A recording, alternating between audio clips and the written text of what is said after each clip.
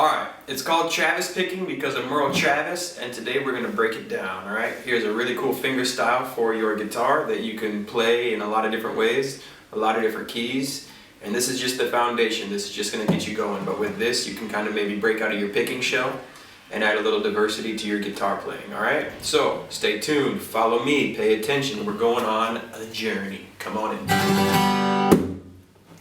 Alright, here we go, let's break it down. Travis picking.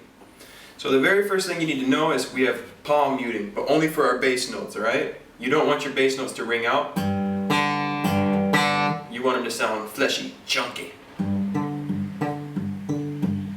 So the very first thing we're going to do is fret that G chord, put your palm right next to the bridge, and I want you to bounce from that low E string to the D string.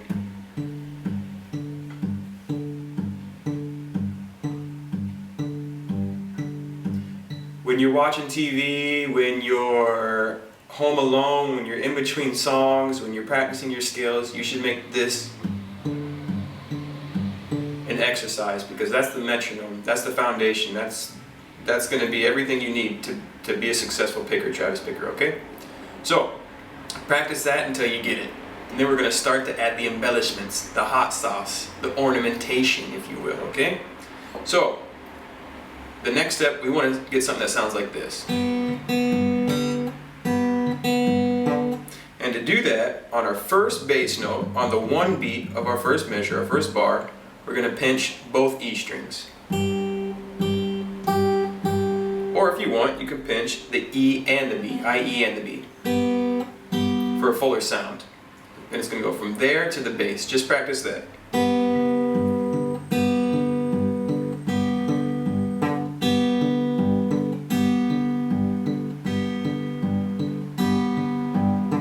Okay, now we're really close. After your second bass hit, that one right there, you're going to play the B string again. So really slow.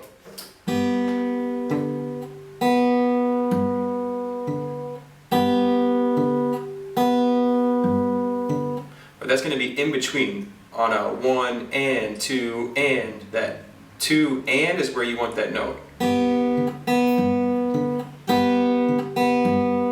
1, 2 and 3, 4. 1, 2 and 3, 4. 1, 2 and 3, 4. 1, 2 and 3, 4. 1, 2 and 3, 4. Alright? So that cycle, 1, 2, 3, 4, 4 bass notes is one measure. That's one measure. And that's when we're going to switch. Now on the C, I'm plucking obviously the bass note on the A string, but I'm plucking the B and the E like I did with the last chord. Same kind of thing. My bass strings for this one are the A and the D. So I'm going to go pinch, D string, B string, bass, bass. 1, 2, and 3, 4. 1, 2, and 3, 4. Let's put those two chords together.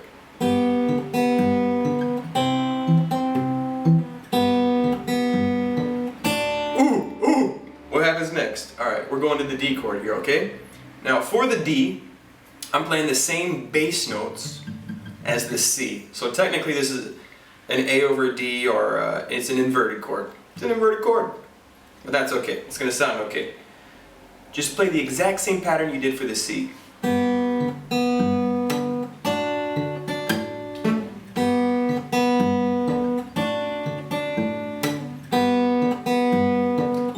2, and 3, 4.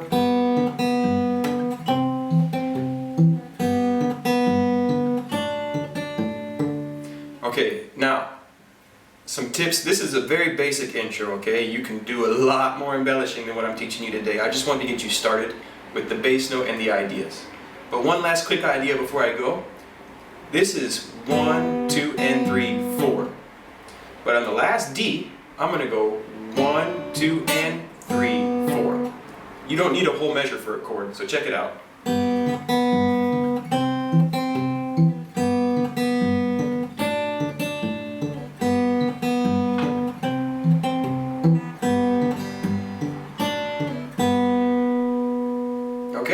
that's it. If you like the style, check out Merle Travis, check out John Prine, a lot of old British folk guys. There's a lot of guys that do this style, okay? And you can really mix it up if you want. Try to play with a capo, go higher on the fret. Some songs maybe you strum, try to play them in this style as well too, okay? Alright, enjoy it. I hope it helped you. Okay, that was it. Easy fun, and now your guitar playing is much more diversified, okay? This is really going to take you to the next level. Keep on practicing it like I had with some of those tips. Get the bass line down first while you're watching TV. Hopefully your girlfriend, your wife, your boyfriend, your husband, your child, your cousin, or your dog won't want to kill you. But that's what the palm mute comes in for, alright? So, keep on rocking in the free world, alright? Take care.